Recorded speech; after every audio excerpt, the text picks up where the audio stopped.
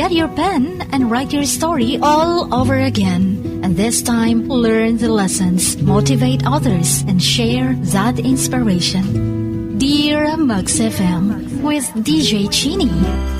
Dear Max FM. Ako si Red Ara. Nais ko lang ibahagi sa inyo, mga kamax, ang kwento ng pag-ibig ko. Pag-ibig na may paghihirap at pagtubos sa sarili. Nakilala ko si Arcos sa isang business conference sa Singapore.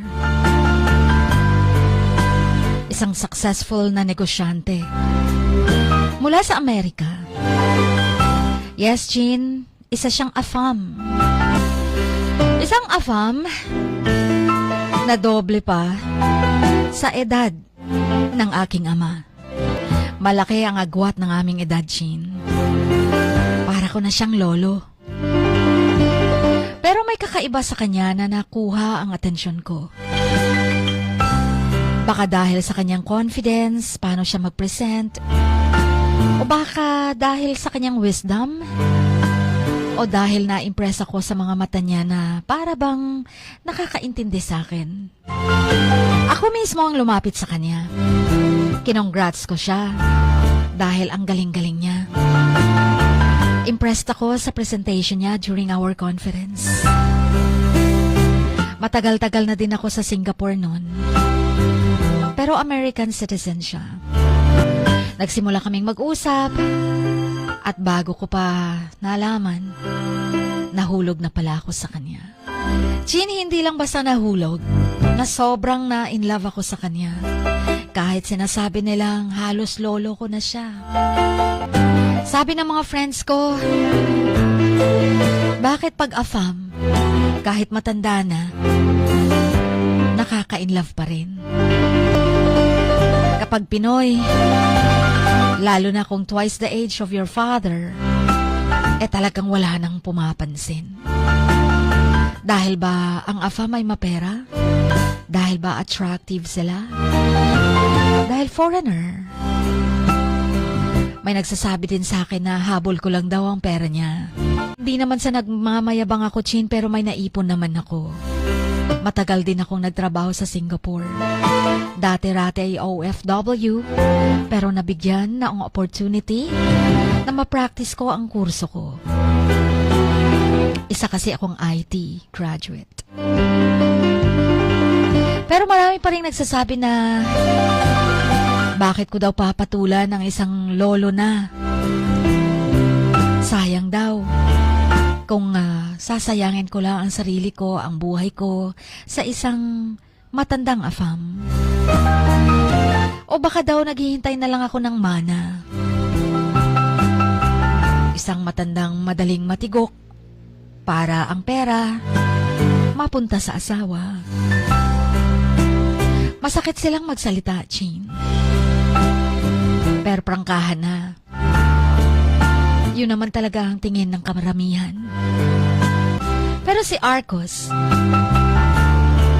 bukod sa pagiging successful na businessman, sobrang bait. Very kind. Naging friends kami at very, very friendly, punong-puno ng empathy. Nakikinig siya sa akin. Sinusuportahan niya ako sa mga pangarap ko. Tinuruan niya ako ng mga bagay na hindi ko natutunan sa school, Ching. Ang totoo, hindi ko siya hinahabol dahil sa pera niya. Hindi ko alam kung bakit. Pero ramdam ko na siya yung hinahanap kong lalaki. Siya yung klaseng lalaking gusto kong makasama habang buhay. At ramdam kong mahal ko siya. Minsan dinala ko siya sa Pinas, Chin. Umuwi kami Pasko. Ang father ko, labag na labag sa relasyon naming dalawa. Yes, Chin, naging kami na. Kaya dinala ko siya sa amin. Pero pinagbantaan ako ng ama ko. Bata pa daw ako. Bata ka pa, Red Ara. Hindi mo alam ang mundo, sabi niya. Pero hindi ako nakinig, Chin. Pinili ko si Arcos. Kahit matanda na siya, mahal ko siya. Bumalik kami abroad. Dinala ako ni Arcos sa Amerika. At pinili naming magpakasal. Si Arcos was a divorced man. Malalaki na ang mga anak niya, Chin. Hindi na rin kami magkakaanak dahil sa edad niya. Isa pa, nagpa-vasectomy na siya. Nagpakasal kami na walang blessing sa mga magulang ko. Sabi ko, total, nasa tamang edad na ako. Hindi ko na kailangan ng kanilang permission. So we got married. But life was not that what I expected to be. Hindi pa lahat ng shiny ay ginto. Hindi lahat ng kumikinang diamonds. 2 taon namin sa Amerika. Successful pa rin naman ang business ni Arcos. Pero ang daming problema. Naging mainitin ang ulo ni Arcos. Yung noon ay very sweet and attentive siya sa akin. Naging distant and very cold ang treatment niya sa akin, Jean. Hindi ko alam kung anong nangyari. Sweet naman ako sa kanya. Pero nagsimula akong mangamba sa relasyon namin dahil parang strangers na kami sa isa't isa. Nakatira nga kami sa isang roof. Pero hindi ko nararamdaman na may kasama ako. Pag hindi mo siya tatanungin, hindi ka rin kakausapin. I started to feel na hindi ako sapat para sa kanya. O siguro excess baggage na ako sa kanya. But come to think of it, matanda na siya, Chin. Pag nagkasakit siya, alam niyang walang mag-aalaga sa kanya. Sa Amerika, wala nang pakialam mga anak niya. Until one day, dumating ang divorce papers. Hindi ko inaasahan yun. Sa buong buhay ko, hindi ko inisip na magdi-divorce kami. Hindi ko pinangarap na maghihiwalay kami. Nasira ang puso ko, nasaktan ang pride ko. Nagalit ako. Paano niya nagawang gawin to sa akin? Sabi ko. Inaalagaan ko siya. Binibigay ko ang lahat-lahat ng aruga. Hindi pa pala sapat yun. Yun pala, nalaman ko na lang na nakikita pa pala sila ng dati niyang asawa. Pareho na silang matatanda. Pero mahal pa pala nila ang isa't isa. Sa gitna ng lahat ng sakit at galit, may isang bagay na tumama sa akin. Nakita ko yung papel ng divorce papers. Nakita ko yung pait ng relasyon namin. Hindi pala siya masaya sa akin. Ganon din naman ako. Sa umpisa lang pala, hindi ko naman in-expect na ang lalaking pinangarap kong makasama habang buhay dahil nakakaintindi sa akin. Kahit may edad na siya, yun pala yung lalaking magbibigay sa akin ng miserableng buhay. Tinanong ko siya. Sabi ko, let's talk. Tinanong ko siya kung bakit niya ako i-divorce. Pero nakita ko na hindi pala ako ang problema.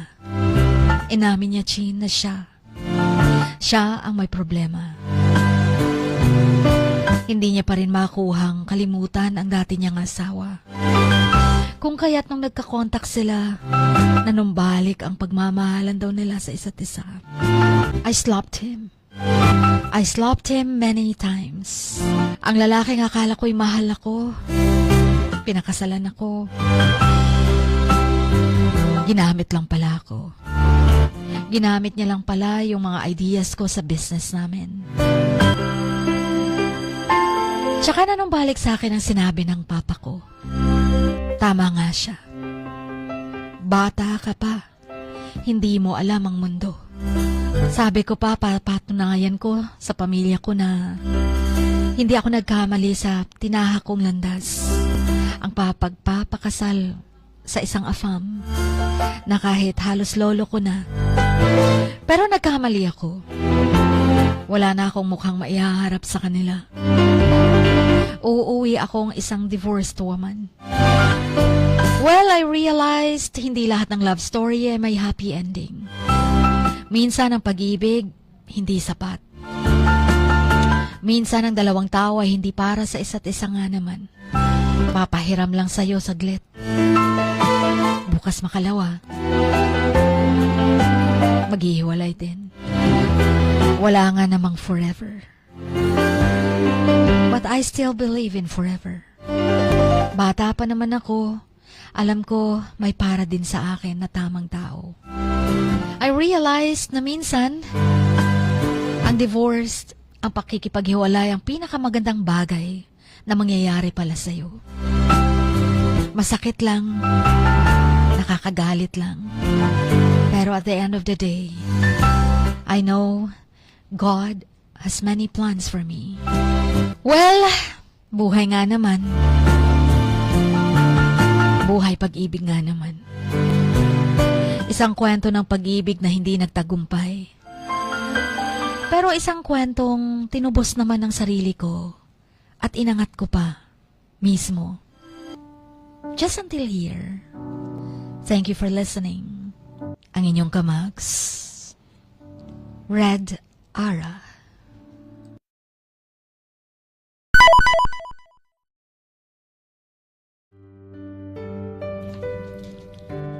Sa bawat pagluha mo, may nakatagong kwento. Sa bawat ngiti mo, may gustong sabihin ng puso mo. At sa likod ng iyong halakak at maging sa pagkabiko mo, may mensaheng nakabalot sa iyong pagkatao. At ang tanging nais mo lamang ay mapakinggan ang mga ito ng buong mundo. Dear Max FM with DJ Chini. Life has got all those twists and turns. Stand up for what you believe in. What lies behind you and what lies in front of you pales in comparison to what lies inside of you. Dear Max FM with DJ Chini. Sabi nga nila, ang pagsusulat kapag masyado mong diniinan hanggang sa susunod na pahina ay nagmamarka. Katulad ng pagmamahal, kapag masyado mong ibinigay ang lahat, yung sakit na gawa ng nakaraan, dala pa rin hanggang kasalukuyan. Dear Max FM, you own your story and you are the author of your own book of life. Don't let others write your script, but let others hear your story and make them inspired. Kaya sumulat na, maging bahagi ng aming programa, Dear Max FM with DJ Chini tuwing Lunes hanggang Biyernes, 1:00 hanggang 3:00 ng hapon sa Max News FM, Sock Sargent. Love, life, and lessons from the past only at Dear Max FM with DJ Chini.